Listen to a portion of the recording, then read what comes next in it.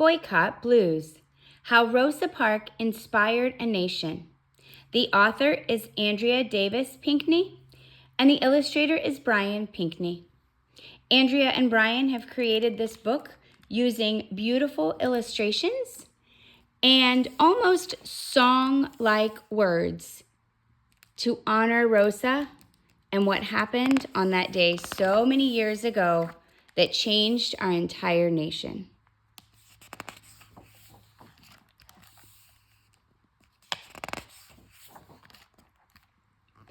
Child, child, you have not known weary till you have walked in my shoes.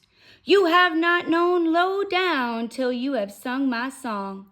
You ever hear a dog wail? You ever hear a hound moan? Well, listen good, because here it is, steady, slow, a story told with steps, with tired feet, with tired bones.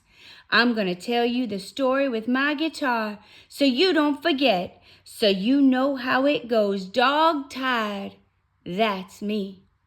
This story begins with shoes. This story is all full true. This story walks and walks and walks to the blues. It was December 1st, 1955, when the blues came to call. The same day Jim Crow flew in, waving his bony wings.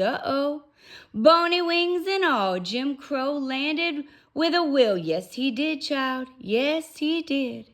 Jim Crow was segregation, laws that said black people and white people could not mix. And on that day, it was Rosa Parks who got Jim Crow's peck, peck, peck right up close. Rosa Parks was a seamstress who worked at the Montgomery Fair department store.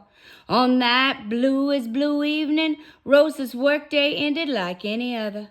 She stepped onto the Cleveland Avenue bus and paid her dime to ride. The bus was packed tight, but Rosa spotted an empty seat, one row behind the whites-only section. She sat down.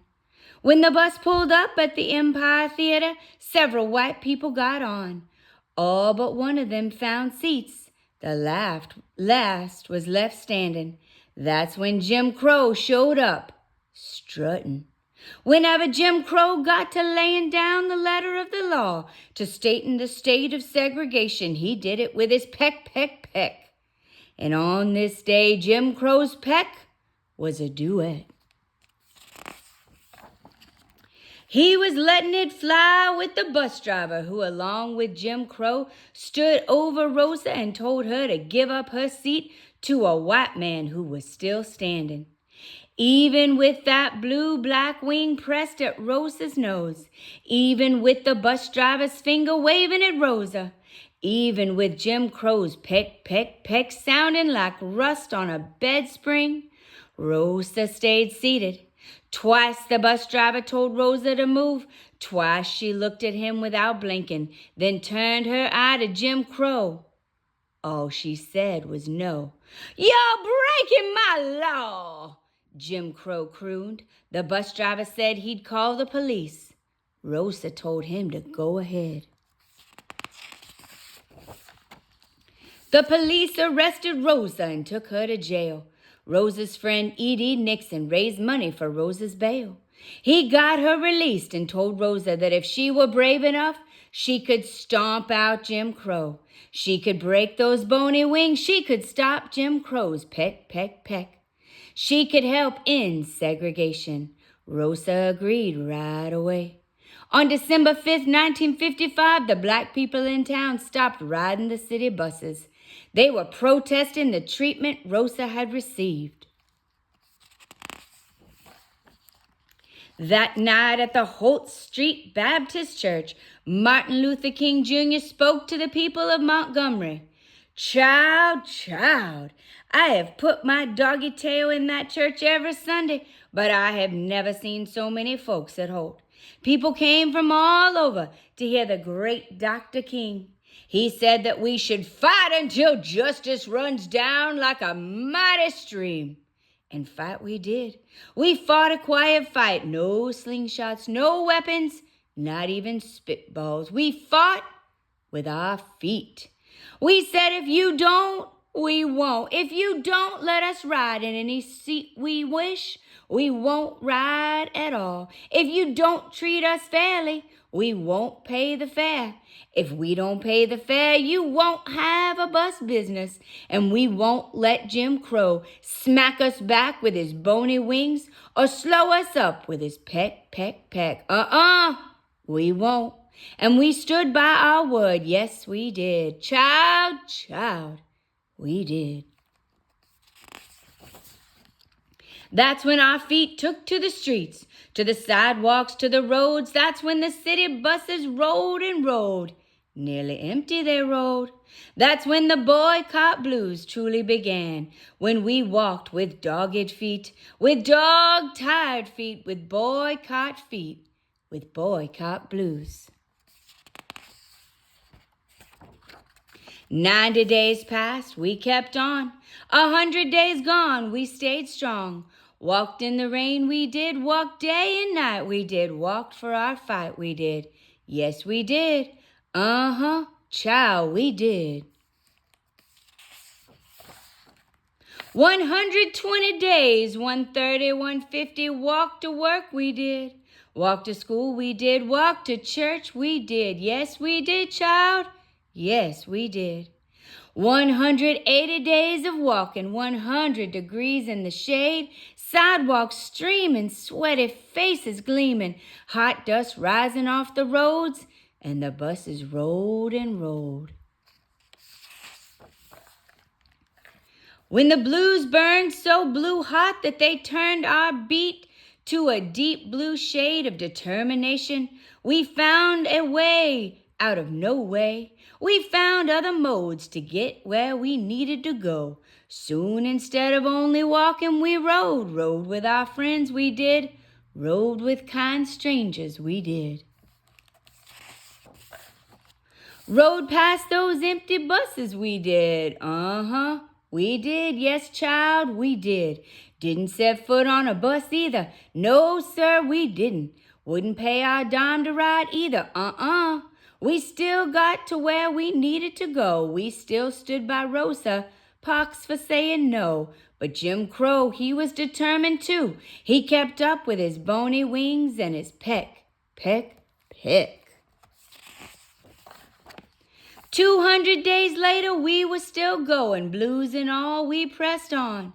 It wasn't all black folks boycotting either. Some white people came along for the ride too, to show us support, to help end Jim Crow. Soon there were all kinds of people with keep-going feet, with can't-stop-us feet. There were black folks and white folks with boycott blues. And time walked on and on. Day 220. Day 262, 300 days of walking with the boycott blues. As strong as we were, some wanted to quit, and child, I can't say I blame them. After all, when you've been walking from December to November, a bus begins to look like a sweet temptation, even if it means riding in the back, even if Jim Crow sits in your lap. When I saw somebody start to go down that road, when I heard somebody say, "What's the use? I'm paying my dime to ride," I played my guitar as loud as I could to drown out Jim Crow's peck, peck, peck, to stir up a rhythm worth following, to somehow soften those boycott blues. Just a few more steps and we're there. I strummed my message loud and clear. Then came the miracle. The Supreme Court invited Jim Crow in for a visit and waved a gavel on his bony wings. The judge in the courthouse said, "Jim, you're all wrong." Right then, Jim Crow grew tired. His bony wings started to ache. His peck, peck, peck began to lose its point. Oh, child, that was a happy day. On November 13th, 1956, when the Supreme Court struck down the segregation laws, the bus drivers of Montgomery, Alabama were forced to say, we will let black people sit wherever they want on city buses. We will not practice segregation anymore. And the black folks of Montgomery said, "We will. We will pay our dime. We will ride with pride. We will sit at the front of the bus and enjoy our view of justice." On December 1st, 1956, the law was official. Soon after, black people had a front row seat right behind the driver. So did Rosa Parks. That was day 382 when Jim Crow flew away. He had no more power in Montgomery. It was the blues that got us through. It was the blues that helped our stride, because blue is so fine a color when it's painting the sky. Blue is the promise of possibility when it's coming on as the dawn. Blue is all beauty when it's flowing through a sea of hope.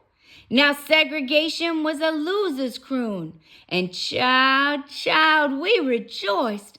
Our low-down tune changed to a celebration song. So child, that's the end of my tale. Now you know how it goes. Now you see the power of won't stop shoes. Now you know the story of the boycott blues. Time to hightail it home, bony wings are due. Peck, peck, peck, later for you. Bye-bye, boycott blues.